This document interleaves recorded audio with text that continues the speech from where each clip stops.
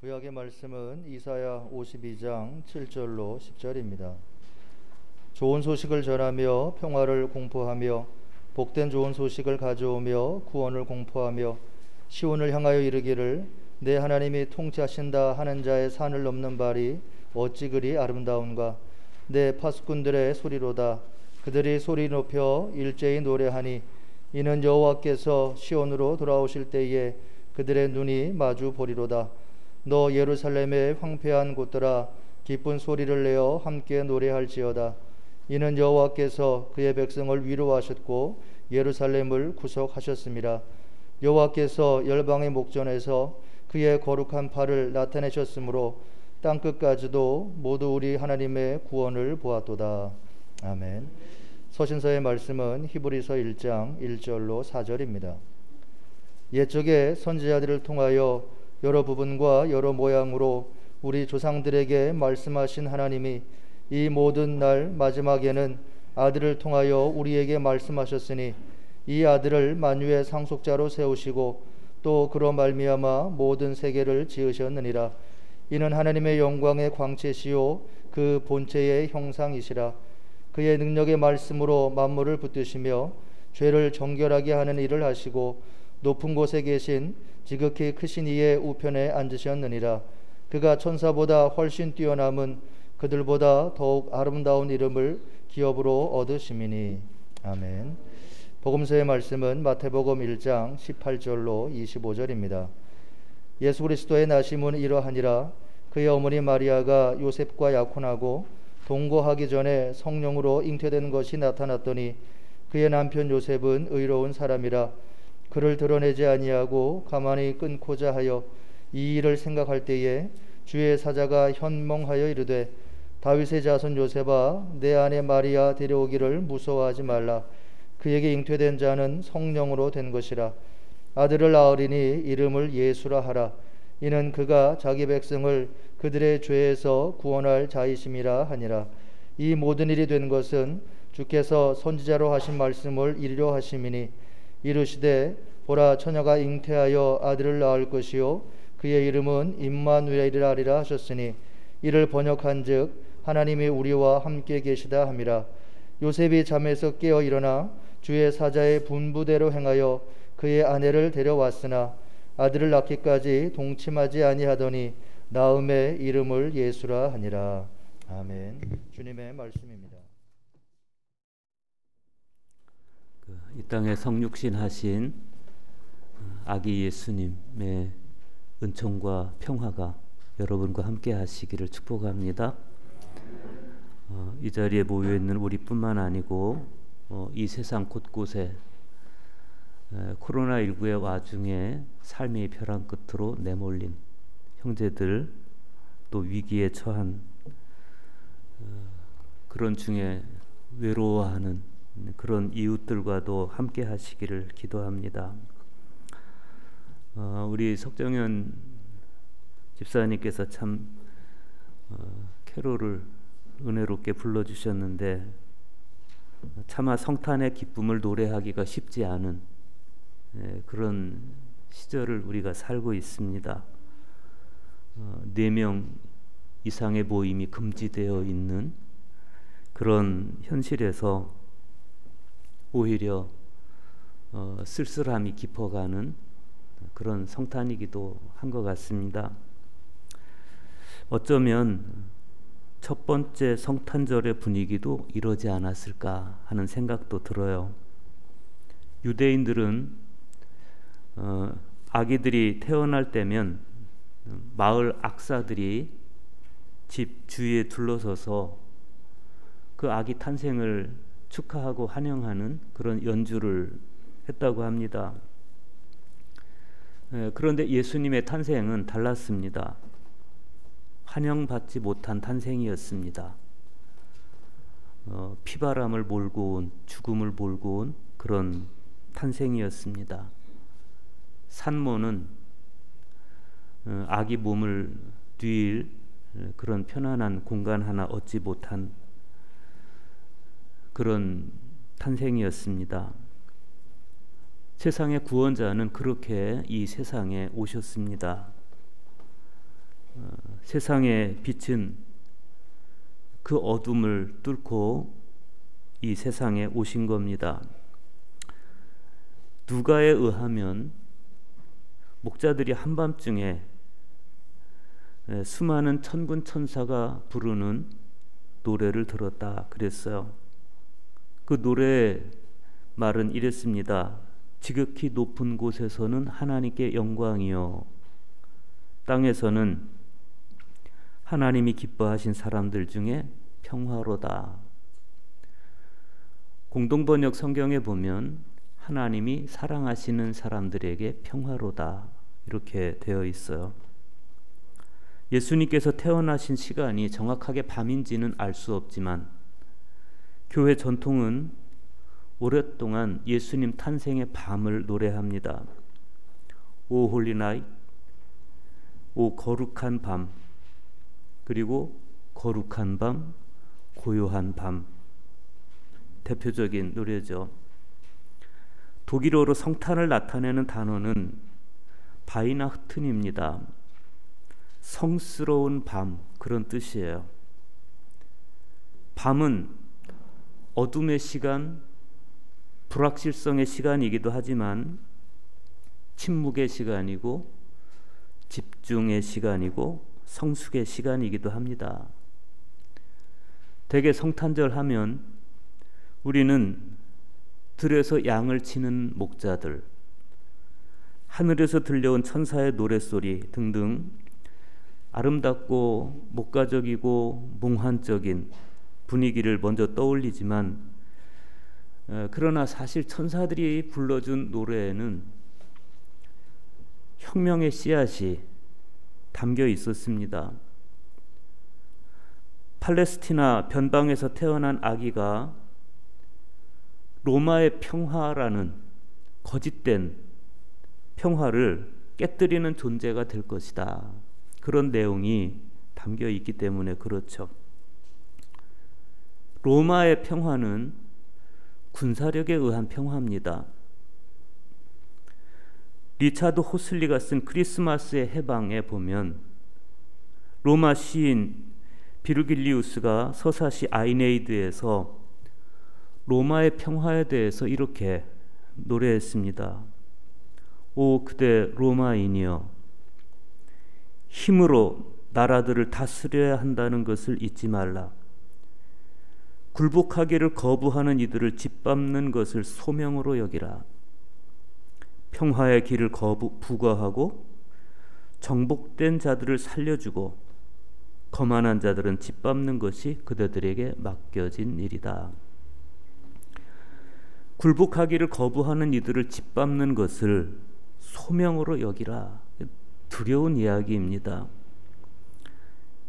역사학자인 타키투스는 무엇을 주고 빼앗는 것은 로마인의 결정에 달려 있고 자기보다 뛰어난 사람에게 굴복하는 것은 신들이 미리 정해놓은 것이다. 그렇게 말하기도 했습니다. 황제의 절대 권력은 결과적으로 그들을 신적 존재로 격상시켰는데 성탄절은 바로 그런 칠흑 같은 어둠을 찢고 별 하나가 탄생한 것이다. 요셉과 마리아는 그 빛이 어둠을 찢고 도래하도록 한 통로였습니다. 그 과정에 요셉은 마음의 고통을 겪어야 했고 마리아는 자기 태를 내어드리는 과정을 겪었습니다. 요셉은 하나님의 사자를 통해서 자신과 약혼한 마리아가 임신했다는 사실을 알게 됐습니다. 하나님은 신실한 이들에게 당신의 뜻을 전하기 위해서 꿈이라는 다른 현실을 사용하실 때가 있어요. 그런데 그 꿈을 통해서 우리가 종종 아주 비합리적인 경험들을 많이 하는데 천사가 요셉에게 꿈을 통해서 메시지를 전했다. 그것은 뭘 의미하겠습니까? 지금부터 벌어지는 일은 합리적으로 설명이 불가능한 혹은 합리적인 설명이 불필요한 사건일 것이다. 그런 뜻도 되겠습니다. 천사를 통해 마리아가 잉태했다는 소식을 들은 요셉은 약혼자에게 부끄러움을 주지 않기 위해서 가만히 조용히 파혼하려고 했습니다. 오늘 말씀에서 마태는 그런 요셉을 향해서 의로운 사람이다 이렇게 소개합니다. 간단하게 소개하고 있지만 많은 것이 생략된 표현입니다. 요셉이 얼마나 많은 번민의 시간을 보냈을까? 왜 그에게 배신당한 쓰라림이 없었겠습니까? 그러나 이 요셉은 자기 화를 주체하지 못해서 길길이 뛰는 그런 소인배는 아니었습니다. 잠을 이루지 못하다가 설핏 잠이 들었는데 마태는 그 순간 일어난 일을 이렇게 소개합니다. 이 일을 생각할 때 주의 사자가 현몽하여 이르되 다윗의 자손 요셉아 네 아내 마리아 데려오기를 무서워하지 말라. 그에게 잉태된 자는 성령으로 된 것이라. 마태복음 1장 20절 말씀입니다. 네 약혼녀 마리아의 태중에 있는 아기는 성령으로 잉태된 것이다. 그러니 주저하지 말고 네 아내를 맞아들여라. 그런 거죠. 천사는 이어서 아기의 이름을 두 가지로 일러줍니다. 첫째는 예수라는 이름이에요. 21절 보십시오. 아들을 낳으리니 이름을 예수라 하라. 또 하나는 임마누엘이라는 이름입니다. 23절입니다. 보라 처녀가 잉태하여 아들을 낳을 것이요 그의 이름은 임마누엘이라 하리라. 예수 첫 번째 21절에 예수라는 이름은 하나님께서 구원하신다 이런 뜻입니다. 이름 속에 이미 자기 백성을 죄에서 구원하실 주님의 운명이 암시되어 있습니다. 임마누엘은 하나님이 우리와 함께 하시다 그런 뜻이죠. 출애굽 공동체는 마치 독수리가 날개를 펼쳐서 새끼를 업어 나르듯이 하나님께서 그 백성을 인도하셨다. 신명기 32장 11절에서 그렇게 고백을 했습니다. 그런가 하면 이사야 선지자는 이사야 43장 2절에서 물 가운데로 건너갈 때도 함께 하시는 하나님, 불 속을 걸어가도 지켜주시는 하나님을 노래했습니다. 임마누엘의 하나님이에요. 그런가 하면 고대 시인은 내가 사망의 음침한 골짜기로 다닐지라도 주께서 나와 함께 하시도다. 그렇게 임마누엘의 하나님을 노래했습니다. 임마누엘이신 주님은 이렇게 땅에 내려와서 인간과 함께 하신 하나님, 동행하신 하나님. 그런데 곤고한 세월을 보내는 사람들은 하나님이 멀리 계신 것처럼 느껴져서 얼마나 많이 자주 낙담하는지 모릅니다. 그러나 우리가 알아야 할 한 가지 사실, 하나님은 가까이 계시다. 사라에게 쫓겨나서 광야에서 방황하던 하갈은 울부짖는 아들 이스마엘을 보면서 절망했습니다. 하갈이 땅바닥에 풀썩 주저앉아서 방성대곡 눈물을 흘렸다고 성경은 말씀해요. 그런데 그 울음소리가 하나님께 들렸습니다. 하나님은 그 울음소리를 들어주셨습니다. 천사가 비통하게 울고 있는 하갈에게 하나님의 말씀을 전해요. 일어나 아이를 일으켜 네 손으로 붙들라. 그가 큰 민족을 이루리라.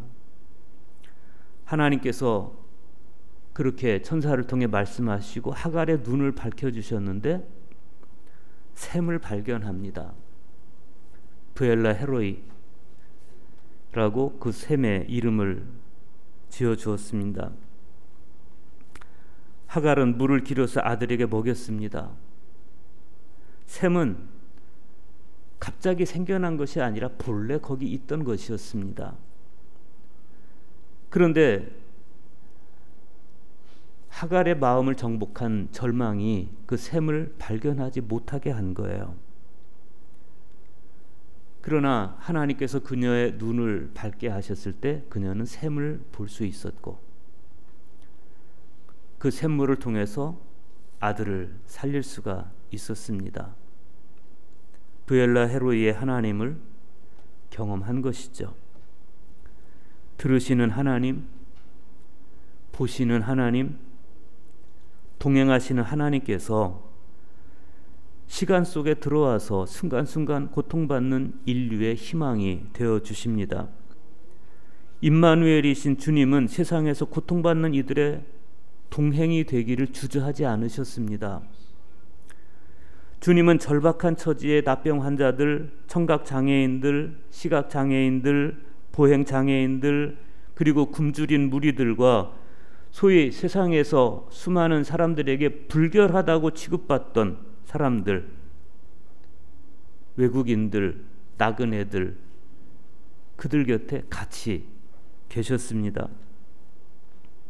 그렇게 2000년 전에 세상에 오셔서 포로된 사람들, 가난한 사람들, 눈먼 사람들, 갇힌 사람들, 병든 사람들, 그들과 함께 하신 주님께서 지금도 우리와 함께 계시다. 그분이 임마누엘의 주님이십니다. 기억하시기 바랍니다. 우리가 매년 기념하고 있는 이 성탄절은 과거의 사건을 기억하고 과거의 사건을 기념하는 것이 아니라 그리스도의 사건을 현재 경험하는 것입니다. 주님은 지금 우리 곁에 오신 것이고 지금 우리의 신음소리를 들으시는 것이고 지금 우리의 질병을 고쳐주시는 것이고 지금 우리의 고통으로부터 우리를 건져주시는 하나님이십니다. 하워드 셔먼이 쓴 크리스마스의 과제라는 시가 있어요. 그 시에서 그러한 주님을 노래합니다. 천사들의 노래가 조용해졌을 때, 하늘의 별들이 사라졌을 때, 왕들과 왕자들이 평안히 머무를 때, 목동들이 그들의 양떼에게로 돌아갔을 때 크리스마스의 과업은 시작됩니다. 잃어버린 사람들을 찾고 상처받은 사람들을 고치며 굶주린 사람들을 먹이고 옥에 갇힌 사람들을 풀어주며 나라들을 다시 세우며 사람들 가운데 평화를 가져오며 마음의 음악을 만들어냅니다. 주님이 그렇듯이 그러면 이제 우리가 주님이 하셨던 그 일을 하도록 요청받고 있다는 것을 우리는 잘 알고 있어요. 외로운 사람들에게 따뜻하고 정감 어린 손을 내밀어 주는 것. 가끔 텔레비전에 나오는 광고 하나가 사람들의 마음을 따뜻하게 해줍니다. 청소하시는 분 곁에 가서 바카스 하나 내밀어 주는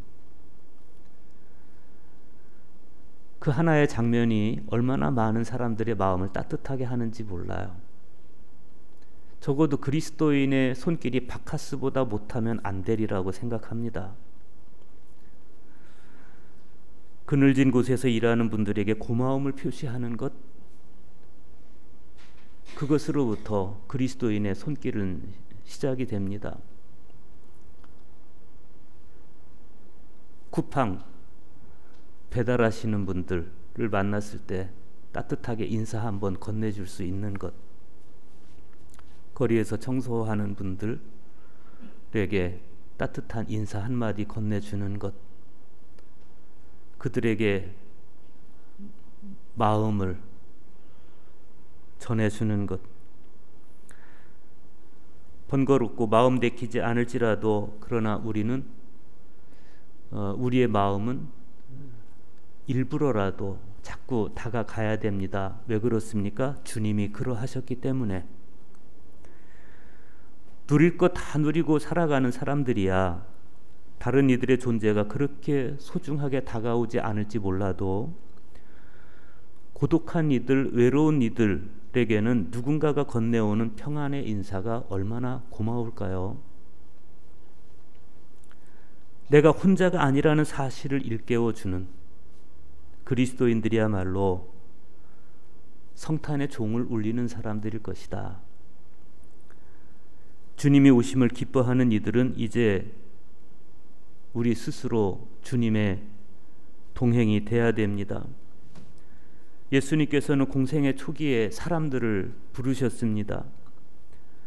마가는 예수님께서 12 제자를 세우신 이유를 이렇게 설명합니다. 이에 12를 세우셨으니 이는 자기와 함께 있게 하시고 또 보내사 전도도 하며 귀신을 내쫓는 권능도 가지게 하려 하심이라. 자기와 함께 있게 하시고, 그리스도와 진정으로 함께 있는 사람들은 주님이 보내신 일을 하게 되어 있는데, 그것은 사람들을 예수님께로 이끌고 악령에 사로잡혀 있는 사람들, 하나님의 형상을 상실하고 비인간화되어 있는 그들을 회복시켜서 하나님의 거룩한 형상을 회복시켜 주는 일, 그것 아니겠습니까?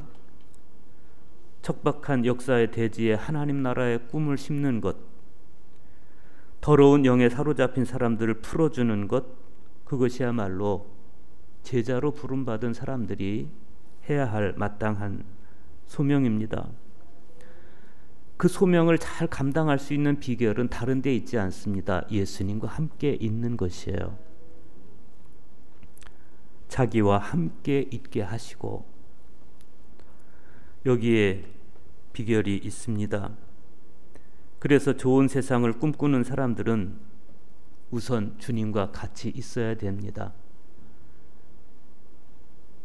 주님을 관상하고 그분과 같이 있을 때, 그리고 그분 안에 깊이 머무를 때, 그래서 그분의 마음이 나의 마음이 될 때, 그때 비로소 우리는 세상을 볼 수 있는 눈도 생기는 것이고 세상을 감촉할 수 있는 가슴도 생기는 것입니다. 그래서 우리는 먼저 그리스도 안에 머물러 있어야 됩니다. 깊이 머물러 있어야 됩니다. 예수님과 함께 있으면 예수님의 꿈이 나의 꿈이 되고 공유된 꿈을 우리는 실천하려는 의지를 갖게 됩니다. 현대인들은 당장 처리해야 될 일들이 많고 거기에 급급해서 영혼의 이야기에 귀를 기울이지 못할 때가 많습니다. 영혼은 끊임없이 누구와 연결되기를 원하지만 현실은 자꾸만 우리를 갈라서게 만듭니다. 꽤 많은 이들이 세상과 자기를 연결하는 다리가 끊겼다고 느끼고 외로움 속에서 죽어갑니다. 분리된 느낌, 그것을 우리는 소외라고 이야기하는 거예요. 예수 그리스도께서 하늘과 땅을 잇는 다리가 되신 것처럼 사람과 사람 사이를 가르는 담을 허무셔서 사람과 통하게 만드신 것처럼 우리도 예수님처럼 다리를 놓는 사람이 되어야 하고 통하게 하는 사람이 되어야 합니다. 사람과 사람 사이에 정이 통하게 해야 됩니다. 어떻게 그럴 수 있습니까? 사도 바울은 사랑의 수고라는 단어를 사용했습니다. 베드로전서 1장 3절에서 사랑의 수고가 필요한 시대를 우리가 살아가고 있습니다. 성탄절의 복음은 우리에게 사랑을 시작하라, 이렇게 말합니다. 우리는 바로 그 성탄의 과제 앞에 서 있습니다. 고난받는 이들을 기억하고 외로운 이들을 기억하고 일부러라도 다가가야 됩니다. 부디 이 땅의 그리스도인들로 인해서 이 땅의 신음소리가 줄어들고 외로운 사람들이 줄어드는 평화 세상이 이 땅에 이루어질 수 있기를 소망합니다.